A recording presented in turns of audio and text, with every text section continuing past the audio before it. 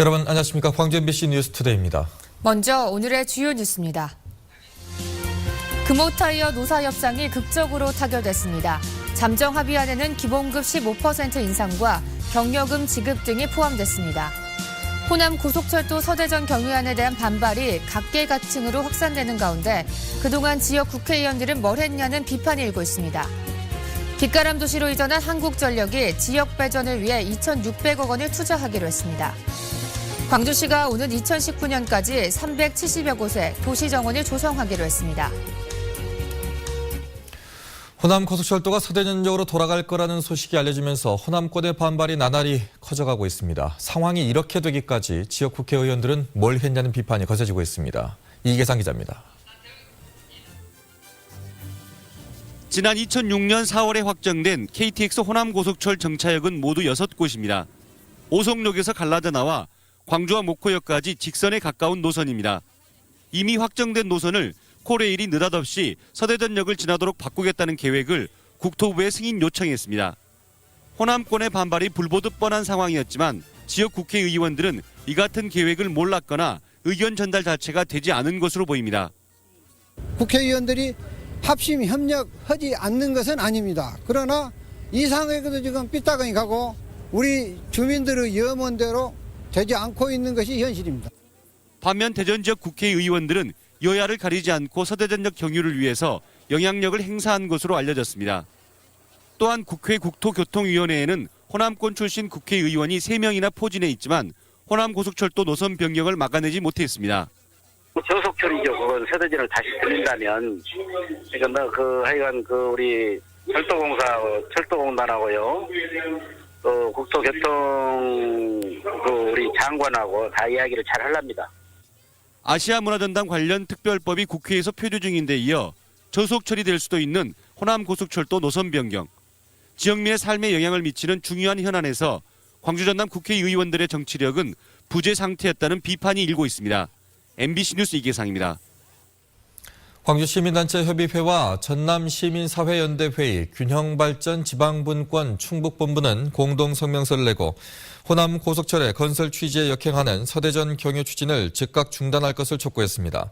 단체들은 또 호남 고속철이 건설 목적과 달리 특정 지역의 이기주의에 휩쓸려 노선 및 운행 계획이 변경될 경우 뜻을 같이 하는 전국의 시민사회단체와 연대해 강력히 대응해 나갈 것이라고 밝혔습니다.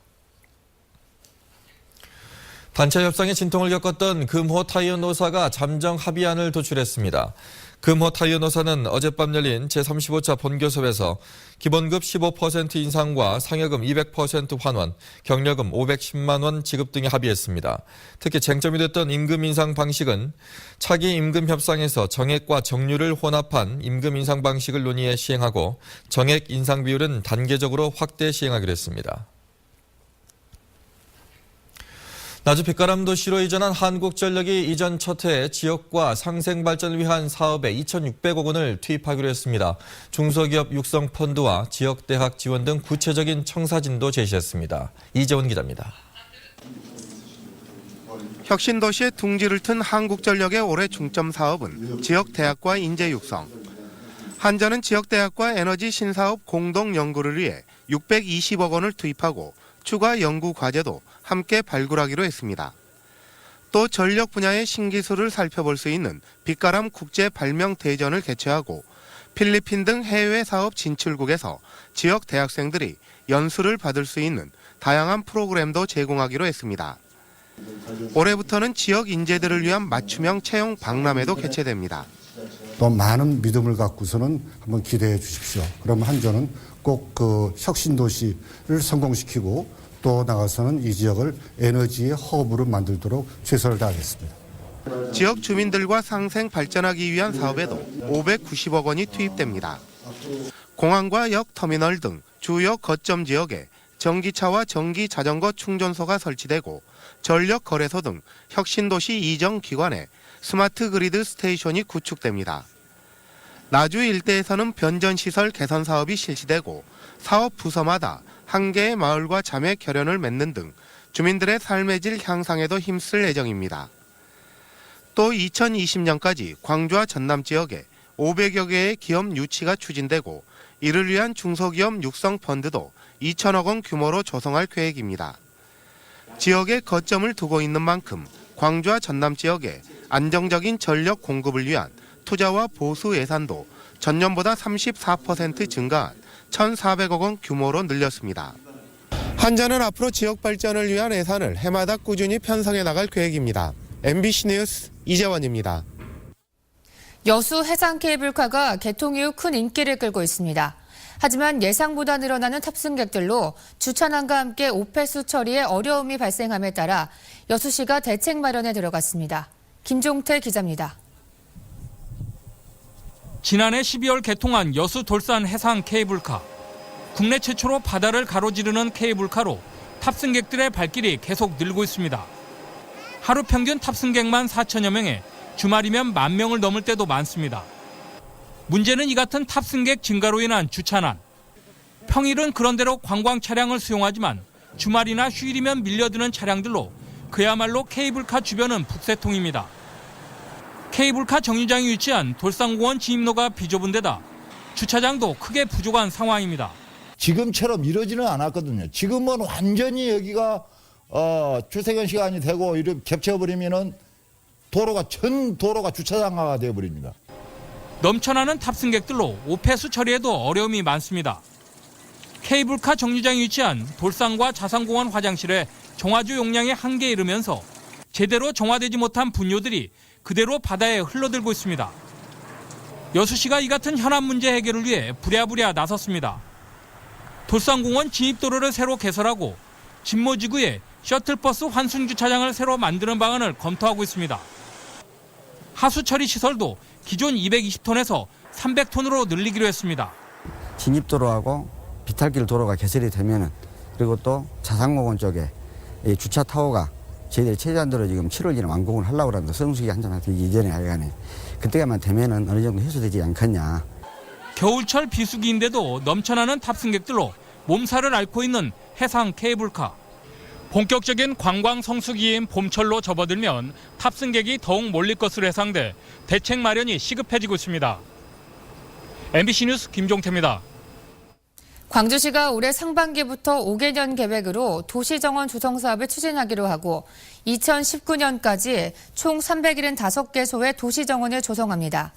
광주시는 도시정원 유형을 가로정원, 치유정원, 놀이정원 등 6개로 나뉘고 도시 녹화사업 전 분야의 유형별로 도시정원을 조성할 계획입니다. 광주의 수출 실적이 사상 최대인 160억 달러를 초과했습니다.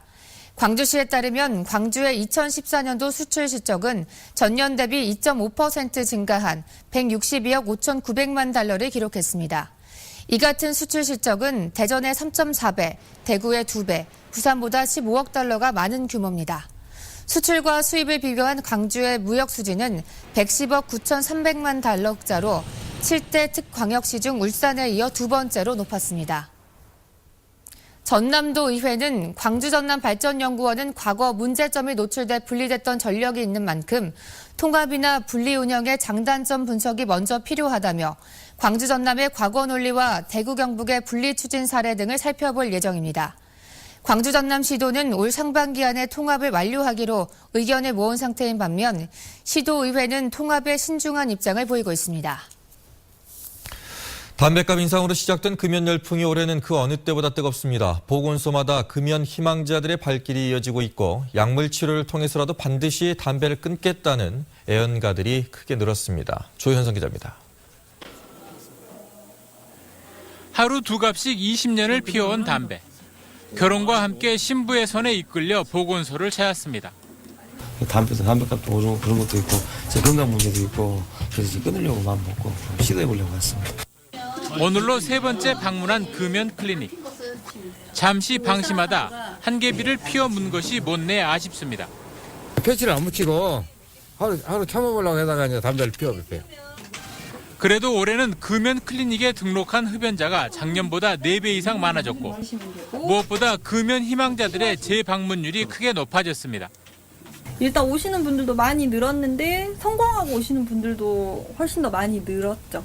그러니까 아무래도 의지가 더 강해진 것 같아요. 거센 금연 열풍은 금연 보조제는 물론 의사의 처방을 받아야만 살 수 있는 금연 치료제 수요가 는 것에서도 확인됩니다. 이 약은 일부 부작용 우려에도 불구하고 금연 성공률이 40% 이상으로 알려지면서 최근 들어 찾는 이가 크게 많아졌습니다. 아무 부담 없이 먹어도 상관이 없죠. 그러니까 의사 관리하에 그 약을 복용하고 있기 때문에 특별한 해는 없다고 생각합니다. 빠르면 다음 달부터는 건강보험 적용까지 받을 수 있어 이 금연 치료제 수요는 더욱 늘어날 전망입니다. 갈수록 설 자리를 잃어가는 애연가들의 담배 끊기도 그 어느 때보다 독해지고 있습니다. MBC 뉴스 조현성입니다. 세월 호선원들의 항소심 재판이 시작돼 이준석 선장 등 선원들이 법정에 다시 섰습니다. 검찰은 1심에서 인정받지 못한 선원들의 살인죄를 입증하겠다는 의지를 밝혔고 선원들은 자신들에게 내려진 형량이 너무 무겁다며 반박했습니다. 김철원 기자입니다. 세월호 참사가 일어난 지 만 9달 만에 시작된 항소심 재판에 이준석 선장을 비롯한 세월호 선원들이 모습을 드러냈습니다. 지난해 11월 1심 재판부가 이들에게 징역 5년에서 36년까지를 선고한 이후 2달 동안 항소심을 준비한 검사와 피고인은 앞으로 치열한 법정 다툼을 예고했습니다. 검찰은 1심 재판부가 무죄를 선고한 승객 살인죄 부분과 관련해 이준석 선장 등에게는 살인의 미필적 고의가 있었다며 앞으로 이를 증거를 통해 입증해 나가겠다는 계획을 밝혔습니다. 피고인들을 대신한 변호인들은 1심 재판부가 유죄로 인정한 유기치사죄도 인정할 수 없을 뿐 아니라 자신들에게 선고된 형량이 지나치게 무겁다는 입장을 나타냈습니다. 이준석 선장의 살인의 고의가 있었는지 여부를 심리하고 나머지 공판기일에서는 선박 운항의 과실과 기관장에게 살인의 고의가 있었는지 여부를 심리할 계획입니다. 재판에 앞서 세월호 유가족들은 기자회견을 갖고 1심 재판부의 안일한 판단 때문에 큰 상처를 받았다며 진실을 밝히고 정의를 세우는 판결을 내려줄 것을 항소심 재판부에 요구했습니다. 사상 최대 구조 작전이라는 구조를 받았음에도 불구하고 단 한 명도 추가 구조되지 못하고 참 바닷물 속에 남겨져야 했는지 이유를 알지 못합니다. 한편 광주지법에서는 세월호 구조 활동을 부실하게 한 혐의로 기소된 목포 해경 1, 2, 3정의 정장 김모 씨에 대한 첫 재판이 열리기도 했습니다. 유족들은 이 재판이 정부의 구조 책임을 묻는 사실상 유일한 재판인데도 김 씨 혼자에게만 책임을 묻는 게 타당하냐며 목소리를 높였습니다. 세월호 참사 당일 도대체 해경의 지휘 체계에 어떤 문제점이 있었습니까? 책임져야 할 사람이 정작 한 사람만입니까? 정작 이 참사에 책임져야 할 사람은 누구인지 따져봐야 합니다. 세월호 선원들의 항소심 재판부는 2주에 한 번씩 심리를 진행해 오는 4월 28일 항소심 선고를 할 계획이라고 밝혔고 1, 2, 3정의 정장 김모 씨의 재판을 맡은 재판부는 다음 주 월요일 목포에서 헬기와 선박 등을 동원해 현장 검증을 벌이기로 했습니다. MBC 뉴스 김철원입니다. 그동안 건물 용도에 따라 일괄적으로 적용되던 소방시설 설치 기준을 이용자 특성에 맞게 규정할 수 있는 근거 법률이 마련됐습니다. 정부는 장성요양병원 화재 참사를 계기로 드러난 문제점을 보완하기 위해 소방시설 설치 기준을 건물 용도만이 아니라 이용자와 화재 위험 특성을 고려해 정할 수 있도록 법률을 개정했다고 밝혔습니다. 한편 스프링클러 설치가 의무화된 노인요양원과는 달리 요양병원은 당시 설치 의무가 없어 장성요양병원 화재 당시 피해가 커졌다는 지적이 제기된 바 있습니다. 조합장 동시선거가 50일 앞으로 다가온 가운데 농협 전남지역본부가 선거관리 상황실 운영을 시작했습니다. 상황실은 선거 동향 파악에 주력하고 부정선거 신고센터를 통해 기부행위 위반 사례 지도와 임직원의 선거 개입 단속 활동을 벌일 계획입니다. 현재까지 전남에서는 147개 농협에서 조합장 동시선거가 치러질 것으로 전망되며 일부에서 진행 중인 농협 합병 절차에 따라 선거 규모가 달라질 전망입니다.